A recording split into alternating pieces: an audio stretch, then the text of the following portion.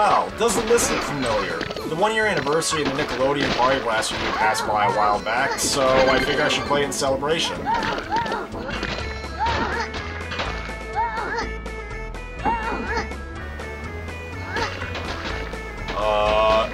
Jimmy? Jimmy, you alright? Hello?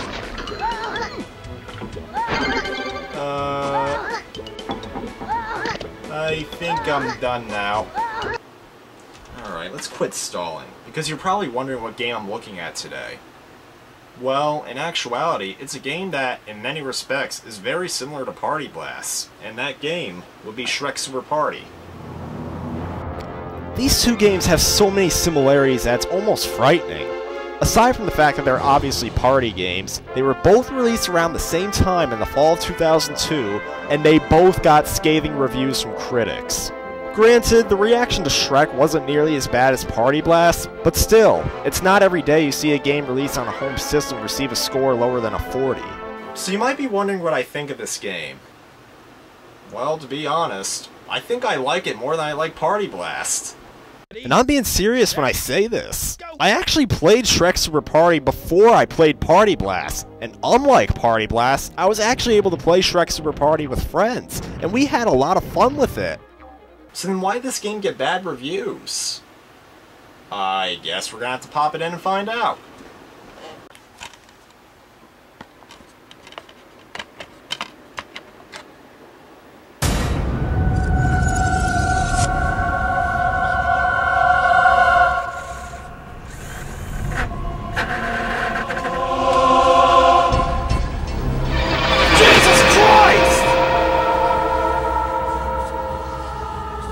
I guess I found one reason.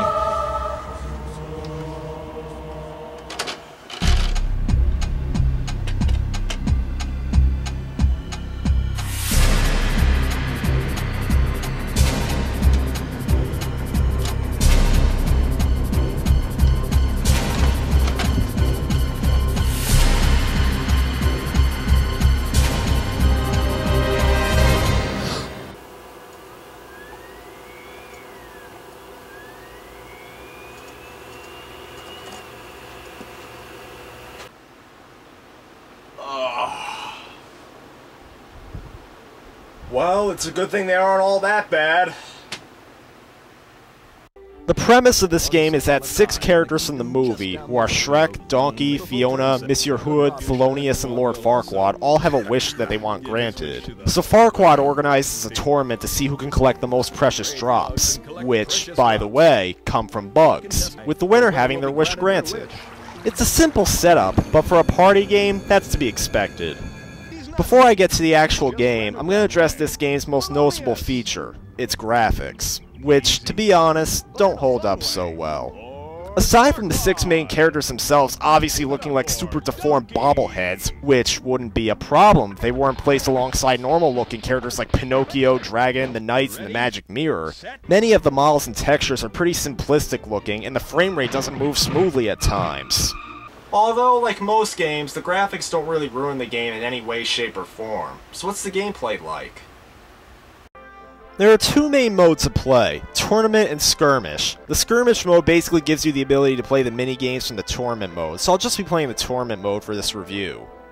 The game starts with a mini-game where you have to run around collecting bugs, which will end up becoming important later, so remember this. After the game finishes, all 4 players start inside Town Square, which is the game's central hub. From here, the players take turns based on what player they are, and you're given the ability to select one of 5 locations from the movie that you want to travel to. The basic goal is to get to the end of the board you select in order to collect a large amount of precious drops, which gradually increases as the game goes on and resets to 10 once it's collected. The game will continue until one player manages to reach the amount of precious drops needed to complete the game, which can be changed in the game's settings. Getting to the way the game is played, your method of moving around the board is surprisingly not a dice block or a spinner. Instead, you have to drop a ball on a table filled with holes, and whichever hole it lands on is the space you'll move to. To be honest, I really like this method of moving around the board, because given the fact that it allows you to have some control of which spaces you land on, it opens the door to various forms of planning and strategy that you normally wouldn't be able to do in other party games. Should I land on as many minigame spaces as I can to win the game before Shrek can reach the end of the swamp? Is there a shortcut nearby, or should I collect pixie dust and switch to a board with more precious drops at the end? If you can learn how to control where the ball lands, you can decide for yourself. As for the spaces themselves, there is a wide variety of them.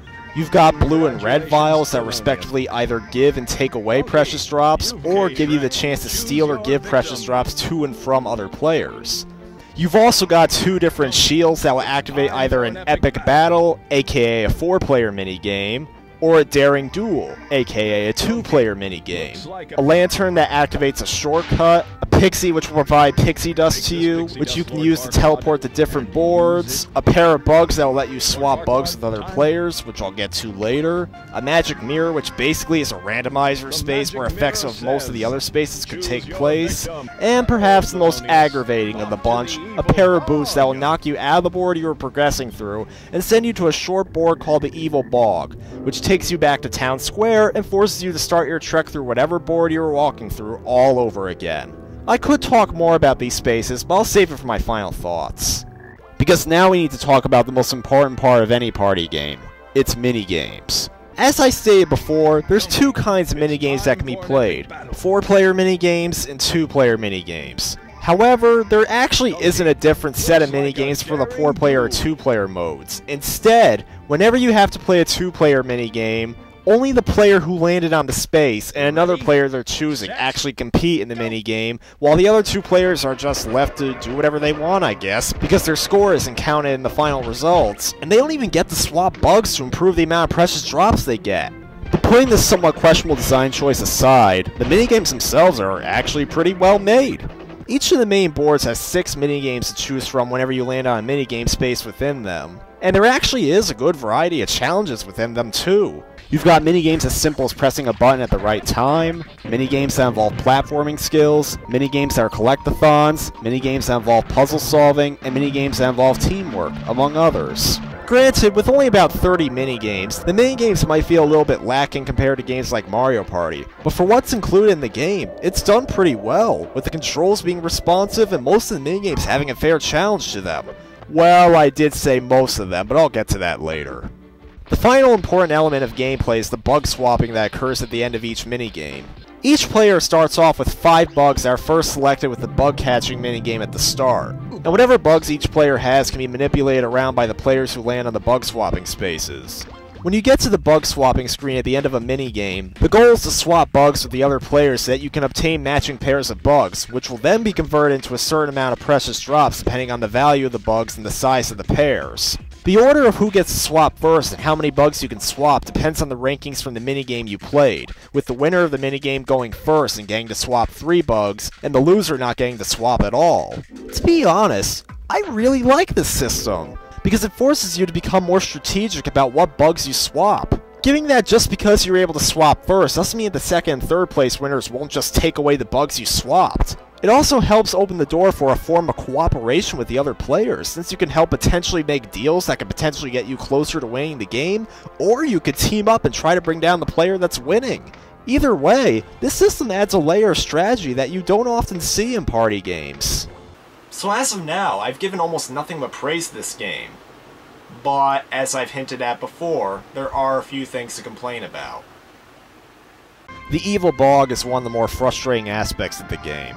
Nothing is more aggravating than making it far into a board with a high amount of precious drops, only for you to land on the Evil Bog space and subsequently getting knocked out of the board and having to restart all over again unless you happen to have pixie dust on hand. Though to be fair, many party games, including Mario Party, do have pitfalls like this, and while it can be annoying, the added amount of control you have in choosing the space you land on helps prevent you from having to deal with it. Also, the fact that the 2-player minigames still have the other 2 players participating is a bit of a questionable design choice, given that they basically serve no purpose in participating in the minigame unless it's a team-based game where they want to practice. And they also play no part in the bug swapping that occurs after the minigame. But admittedly, this is more of a nitpicky criticism. And one last thing, remember I said about most of the minigames having good controls? Well, the only exception I could find was one of the team-based minigames called Onion Rings. The goal is to fling onions over a pile of rocks and into the other team's field without them catching it. It's a simple tennis-like concept, but I swear to God I have no idea how to properly play this minigame. Once an opposing team member launches an onion, you have to run to the circle it's going to land in and press the X button to grab it. But then, I assume you need to keep holding the X button after you grab it, aim towards the opposing field, let go of the button, and then steer the crosshairs into the opposing field and press the X button to launch it. But then again, I can only assume this because I don't know why, but anytime I grab an onion, the crosshair keeps activating against my will and it forces me to drop the onion! I'm not sure if there's a better way I can describe this, but for all I know, maybe I just can't figure out how to play the game. And besides, one single minigame shouldn't hurt the game as a whole. But putting these problems aside, there really isn't much wrong with the game.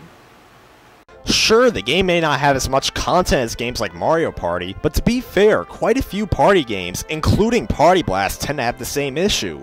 And the content that is included in the game is pretty well made, with surprisingly great twists to the regular board game mode and a good set of minigames to go along with it. In conclusion, if you're a fan of the Shrek license, or if you and a group of friends are looking to play another party game, Shrek Super Party does the party genre justice, while at the same time providing a few good twists that you normally wouldn't see in a game like this. And you know what? Shrek Super Party is not the only party game developed by its developer Mass Media. A few months before the release of Shrek, they produced another party game called Pac-Man Fever, which starred characters from various Namco properties. Sure enough, I really like this game too. It has some elements that are similar to both Shrek and other party games, yet it isn't just a copy and paste of what Shrek did, as it has a lot of unique elements of its own too. In fact, I think it may be deserving of its own review one day. The developers would also go on to develop another party game about a year later, called Muppets Party Cruise. I don't own this game, and I don't know much about it other than the fact that it has a rap song that was repeatedly used in Games Radar's Talk Radar podcast. I've also seen its scores on game rankings, and compared to Shrek and Pac-Man, they're actually not that bad. You see, this is the main reason why I do positive reviews to begin with, because I want to give attention to those relatively unknown game companies out there that aren't just looking to make a quick buck, and actually care about experimenting with different ideas in their games instead of just copying the same thing over and over and over again. But with that being said, you're all probably just waiting for me to review another crappy game anyway. Probably one that's made me more angry than the other bad games I've looked at so far. Well, guess what? I've played the Powerpuff Girls Chemical Extraction. I've played Die Hard Vendetta. I've played The Legend of Allandar. I've basically seen it all. I mean, there can't possibly be another